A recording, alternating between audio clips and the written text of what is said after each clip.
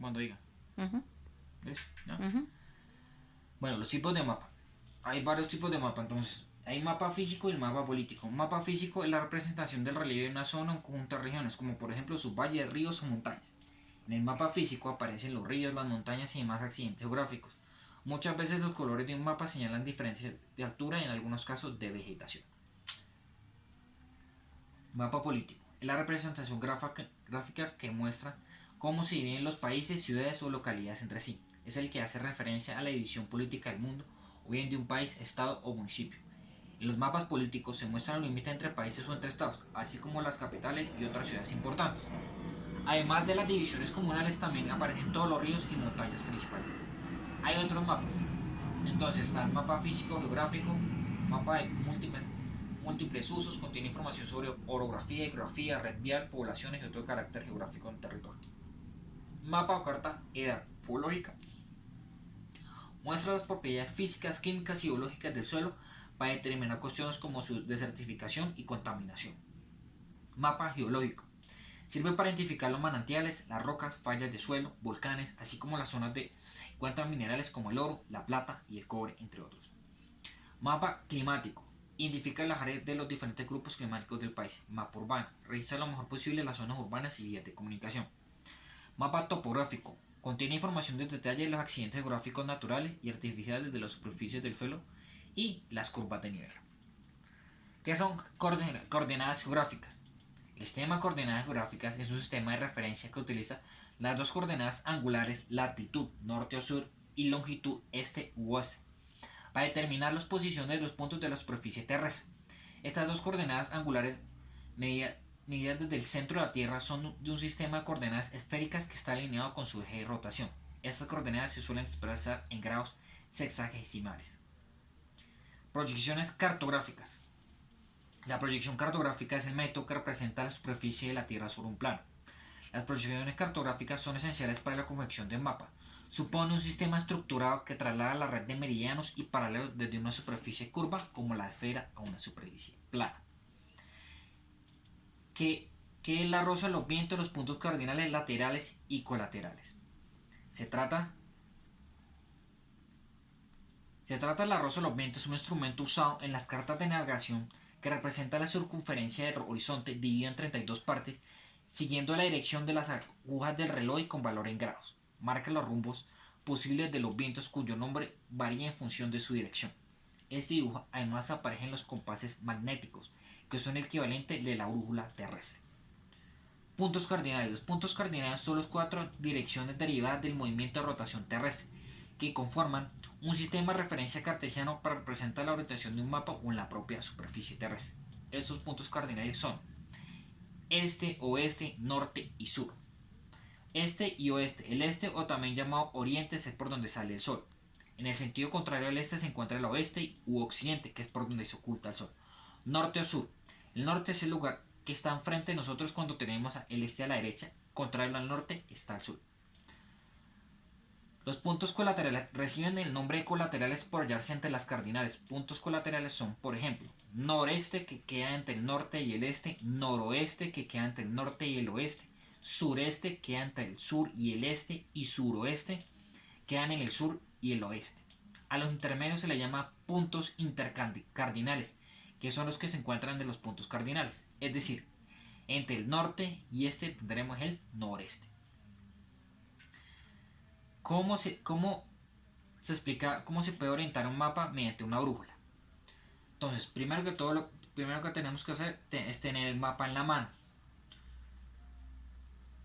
Para orientar un mapa hay que considerar el norte de la cuadrícula con el norte magnético. Para ello seguiremos los siguientes pasos. Con una brújula topográfica, primero, haremos coincidir las líneas de norte-sur del limbo con las líneas verticales del mapa. 2. Sin tocar la brújula, giraremos el plano hasta que la aguja imantada coincida con la marca del norte del limbo. Tercero, con una brújula lensática, pondremos una luz lateral de la brújula paralela a una de las dos líneas verticales del mapa. Segundo, sin tocar la brújula, giraremos el mapa hasta que la aguja norte del limbo flotante llegue a la línea media. Si no disponemos de una brújula en la zona en la que nos encontramos hay accidentes geográficos bien diferenciados y localizables en el mapa, Podemos orientar el mapa a ojo, haciendo coincidir estos accidentes con nuestra visión de ellos en el terreno. Será un método menos fiable, pero puede ayudarnos en un determinado momento. Llevar nuestro mapa orientado en todo momento nos ayuda a navegar y orientarnos mejor, haciendo que la elección de nuestro itinerario sea más sencillo. Debemos acostumbrarnos a cada vez que consultemos el mapa, lo primero que hagamos sea orientarlo para hacerlo todo más sencillo. ¿Qué es una escala? En cartografía es crear el procedimiento para determinar la distancia en metros, kilómetros. Bueno, primero que todo les voy a explicar qué es una escala en cartografía.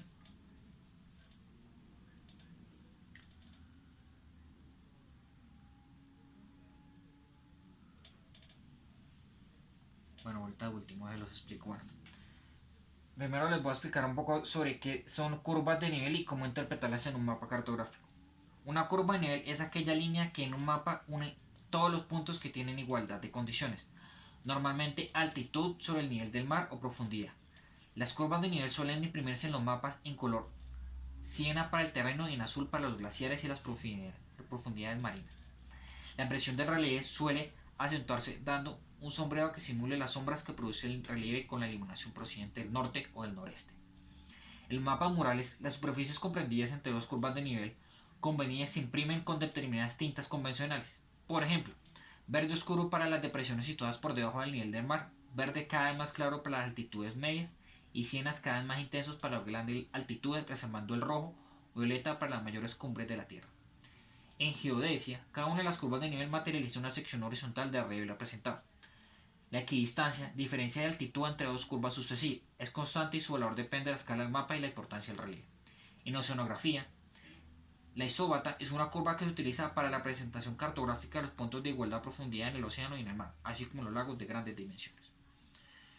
¿Cómo se puede representar curvas de nivel? Entonces, en un mapa entonces hay formas simples que toda la información sobre relieve que ofrece un mapa cartográfico reside en el sistema de representación que llamamos curvas de nivel. Por lo cual resulta imprescindible familiarizarse con dicho tema con el objeto de poder interpretar correctamente los diferentes accidentes del terreno. Hay unos accidentes entonces, son los salientes y divisores de agua. Los salientes son formas de simples del terreno en que representan una convexidad para el observador. Se caracterizan por las curvas de menor cota. Todo saliente posee dos laderas o vertientes separadas por una línea imaginaria denominada divisoria de aguas o interfluvio. Esta línea es la línea máxima pendiente y separa el agua de lluvia que cae sobre el saliente, guiándola por una vertiente o por la otra. El arroyo que asciende por una de las dos vertientes no puede pasar a la otra, es decir, no puede cruzar la divisoria de agua. Otras son las entrantes y las vaguadas. Las entrantes son formas simples del terreno que presentan una concavidad para el observador. Se caracterizan porque las curvas de nivel de mayor cota envuelven a la cota menor. Hay unas formas compuestas. Entonces las formas compuestas son las siguientes. La unión de dos o más formas simples origina una forma compuesta. La formación de este tipo más importantes son los montes, que se originan al combinarse dos salientes y las presiones u olla, que se originan al unirse dos entrantes. Un monte es justamente la forma opuesta a una olla. Para diferenciarlos debemos observar la secuencia de las acotaciones de la curva de nivel. Montes y colinas. Un monte es una prominencia en el terreno formada por combinación de dos salientes. Existen diversas denominaciones para este accidente, dependiendo en muchos casos de su magnitud o de su apariencia, que puede ser más o menos afilada, aplanada, alargada. Por ejemplo, monte, montaña, colina, cerro, cabeza, pico o punta.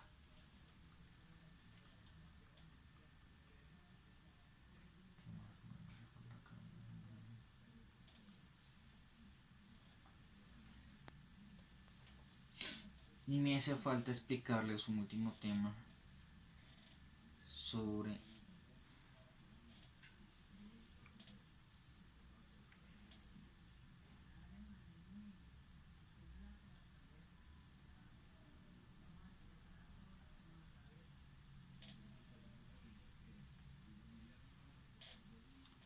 una escala así.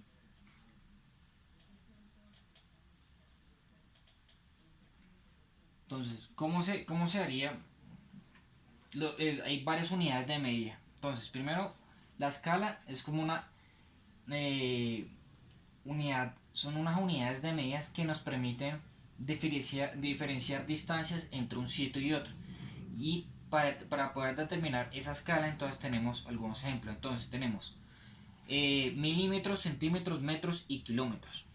Entonces, sabemos que un kilómetro tiene 100.000 centímetros cúbicos.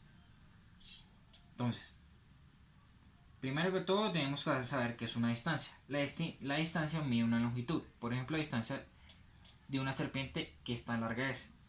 En el sistema métrico de medición, las unidades de distancia más comunes son los milímetros, mm, centímetros, cm, metros, mts y kilómetros, km respectivamente.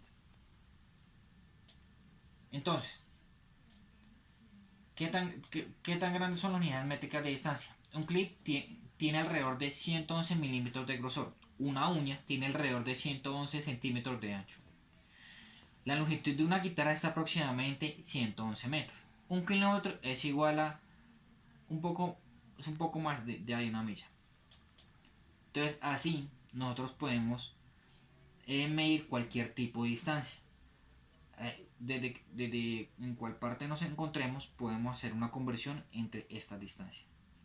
Esto todo ha sido por en el video de hoy. Muchas gracias.